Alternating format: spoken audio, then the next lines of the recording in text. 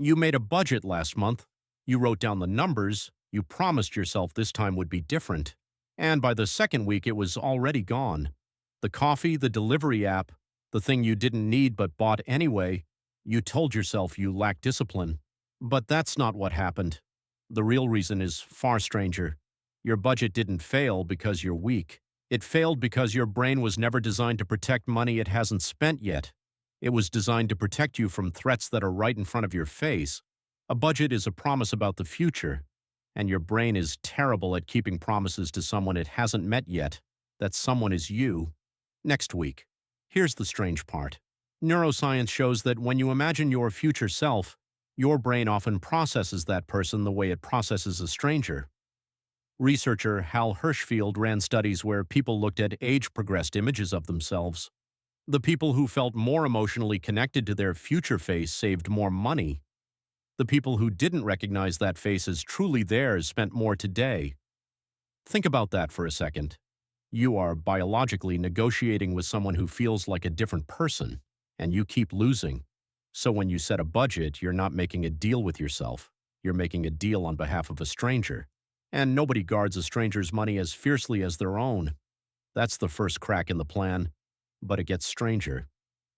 Economist Richard Thaler spent decades studying something called mental accounting. His research found that people don't treat money as one single pool. They split it into invisible buckets. Rent money feels untouchable. Grocery money feels flexible. And fun money, even if it doesn't officially exist, always finds a way to appear. Your budget app might show one number. Your brain does not see one number. It sees a dozen little jars, and some of those jars feel far easier to raid than others. So when you overspend on a Friday night, you're not being reckless. You're pulling from a jar your brain quietly decided was safe to break. Why does that jar even exist? Because your brain rewards you now, not later. This is the part almost nobody explains clearly.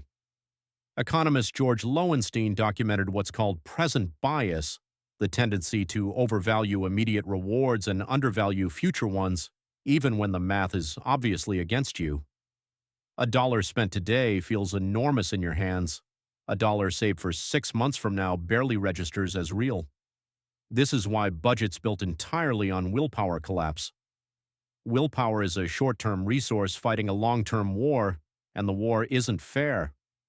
Every notification, every checkout button, every buy now is engineered to hit you in the moment your defenses are weakest. So what actually works?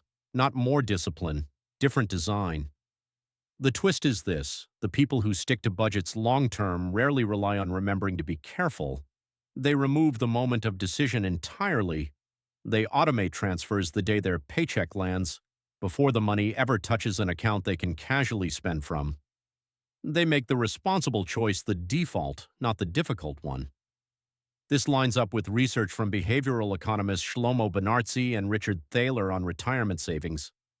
Their Save More Tomorrow program didn't ask people to cut spending immediately. It asked them to commit future raises to savings automatically before that money ever felt like theirs to lose. Enrollment and savings rates rose sharply, not because people suddenly became more disciplined, but because the system stopped requiring discipline in the first place. That's the counterintuitive part. The strongest budgets aren't the ones you follow. They're the ones you don't have to think about. Picture two versions of you. One checks their balance and manually decides not to spend every single day forever. The other has already moved the money somewhere it can't be casually touched and simply lives on what's left. Which one do you think survives a hard month? The second version wins almost every time, not because that version is stronger, because that version stopped fighting a battle. Willpower was never built to win.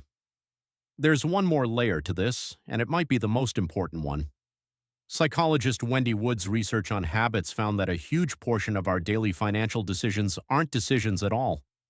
They're triggered automatically by context. Same coffee shop, same time of day, same emotional dip in the afternoon. You're not choosing to spend. Your environment is choosing for you, and your brain is simply executing the script. This is why moving your grocery order to a different app or changing your route home past the store you always stop at can do more for your budget than another motivational note stuck to your fridge. You're not broken. Your environment was just quietly running the show,